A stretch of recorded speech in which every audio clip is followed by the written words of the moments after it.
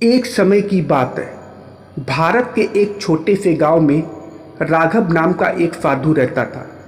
राघव एक अत्यंत ज्ञानी और सिद्ध योगी था, जिसने अपना पूरा जीवन तपस्या, ध्यान और सेवा में बिताया।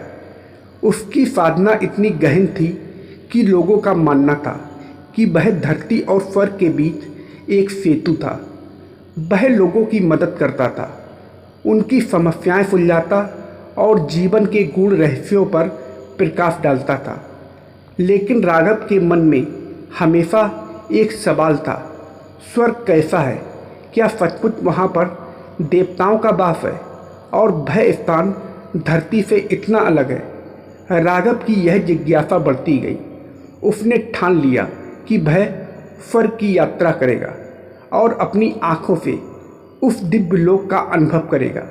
इसके लिए उसने एक लंबी साधना शुरू की, जिसमें उसने ध्यान, प्राणायाम और योग की गहन विधियों का अभ्यास किया। वह निरंतर भगवत नाम का जाप करता और अपने मन को स्वर्ग की ओर केंद्रित करता। समय बीतता गया और उसकी साधना दिन प्रतिदिन प्रबल होती गई। एक दिन ध्यान की गहरी अवस्था में उसे ऐसा प्रतीत हुआ कि उसकी आत्मा शरीर से बाहर निकल रही है। धीरे धीरे वह अपने भौतिक शरीर से मुक्त हो गया और स्वर्णिम प्रकाश में लिप्त हो गया। यह प्रकाश इतना तेज और शुद्ध था कि उसने अपनी आंखें बंद कर ली, लेकिन फिर भी उसे सब कुछ साफ साफ दिखाई दे रहा था। उसके सामने स्वर्ग के द्वार खुले थे। राघव ने देखा कि स्वर्ग एक अद्भुत स्थान था, जहाँ हर ओर सुंदर बाग बगीचे, स्वच्छ नदियाँ और अद्वितीय महल थे। वहाँ की हर चीज़ चमक रही थी, मानो उसे स्वर्ण से ढका गया हो। हवा में सुगंध थी और वातावरण इतना शांत और मधुर था कि राघव मंत्रमुग्ध हो गया। उसने देखा कि वहाँ देवता, गंधर्व और अप्सराएं विचरण कर रहे थे।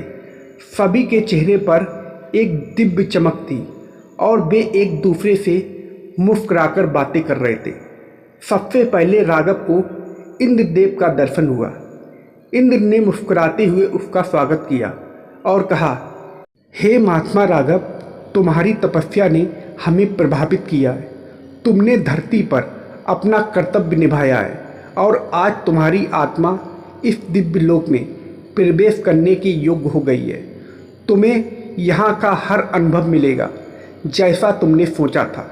राघव ने इंद्रदेव को प्रणाम किया और कहा, हे देव, मैं यहाँ का अनुभव करने आया हूँ।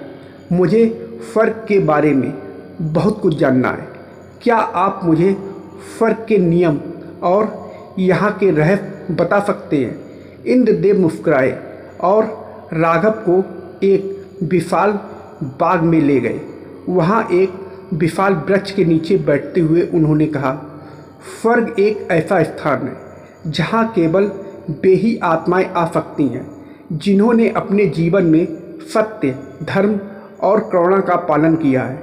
यहाँ प्रत्येक आत्मा को उसके कर्मों के अनुसार सुख मिलता है, लेकिन यह स्थान स्थायी नहीं है।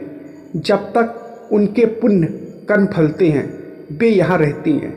इसके बाद उन्हें फिर से धरती पर लौटना पड़ता है या फिर मोक्ष की यात्रा जारी रहती है। राघव ने ध्यान से सुना और फिर एक और प्रश्न किया, क्या स्वर्ग से बड़ा भी कोई स्थान है? इंद्रदेव ने कहा, हाँ, स्वर्ग से भी ऊपर ब्रह्मलोक है, जहाँ भगवान विष्णु का निवास है।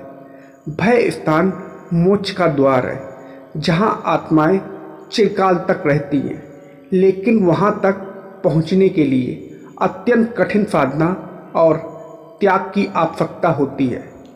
इसके बाद राघव को विभिन्न देवताओं से मिलने का अवसर मिला।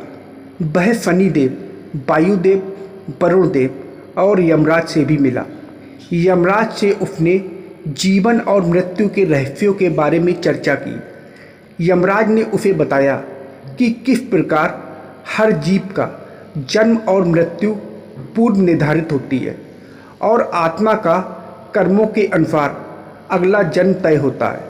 राघव को यह जानकर अत्यंत विस्मय हुआ कि आत्मा अमर है और वह निरंतर जन्म मरण के चक्र में घूमती रहती है जब तक कि वह मोक्ष प्राप्त नहीं कर लेती। स्वर्ग में बिताए गए समय में राघव ने यह भी देखा कि वहाँ की अप्सराएं, गंधर्व और किन्नर संगीत और नृत्य के माध्यम से स्वर्गीय आनंद का अनुभव करते हैं। वे भगवान की भक्ति में लीन रहते हैं और उनकी सेवा करते हैं।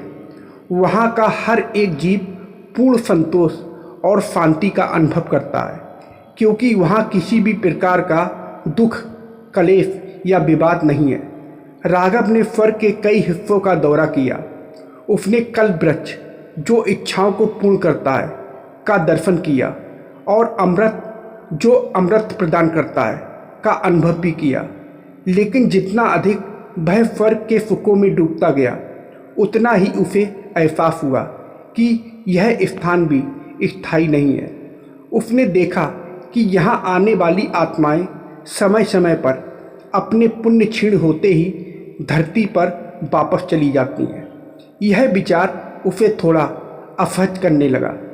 एक दिन राघव ने एक वृद्ध आत्मा को देखा जो अत्यंत परेशान और उदास लग रही थी। उसने जाकर उस आत्मा से पूछा, आप यहाँ स्वर्ग में हैं, फिर भी इतने दुखी क्यों हैं? उस आत्मा ने कहा, मैं धरती पर एक राजा था और मेरे पुण्य कर्मों के कारण मुझे स्वर्ग मिला, लेकिन अब मेरे पुण्य समाप्त होने वाले हैं और मैं पुनः धरती पर जन्म लेने के लिए बाध्य हूँ। मैं फिर से उसी दुख और कलेश में जाऊँगा जो मैंने पहले झेला था। यह सुनकर राघव को एक गहरा सत्य समझ में आया। स्वर्ग केवल एक अस्थायी स्थान है और जब तक आत्मा मोक्ष प्राप्त नहीं करती तब तक उसे जन्म मरण के चक्र में बंधे रहना पड़ता है। उसने निश्चय किया कि वह अब मोक्ष की प्राप्ति के लिए और गहन साधना करेगा। स्वर्ग में कुछ और समय बिताने के बाद राघव ने इंद्रदेव से विदा ली और अपने शरीर में वापस लौट आया। जब वह वापस धरती पर आया तो उसकी चेतना और भी ऊंचे स्तर पर पहुंच चुकी थी। उसने लोगों को बताया कि स्वर्ग कितना अद्भुत है, लेकिन मोक्ष की यात्रा सबसे महत्वपूर्ण है। इसके बाद राघव ने अपनी साधना और बढ़ाई और जीवन के अंत में मोक्ष प्राप्त कर इस चक्र से मुक्त हो गया। उसकी यह यात्रा न केवल उसके लिए बल्कि हर उस आत्मा के लिए एक सीख थी जो स्वर्ग के सुखों में फंसे रहने के बजाय अंतिम मुक्ति की खोज में लगी थी। इस प्रकार राघव की स्वर्ग यात्रा न केवल एक दिव्य अनुभव थी बल्कि आत्मा के गहरे सत्य को जानने का एक माध्यम भी थी। तो दोस्तों, आप लोगों को यह कहानी कैसी लगी कमेंट करके ज़रूर बताइएगा और वीडियो को लाइक और सब्सक्राइब करना मत भूलिएगा। वीडियो को पूरा देखने के लिए आप लोगों का बहुत बहुत धन्यवाद।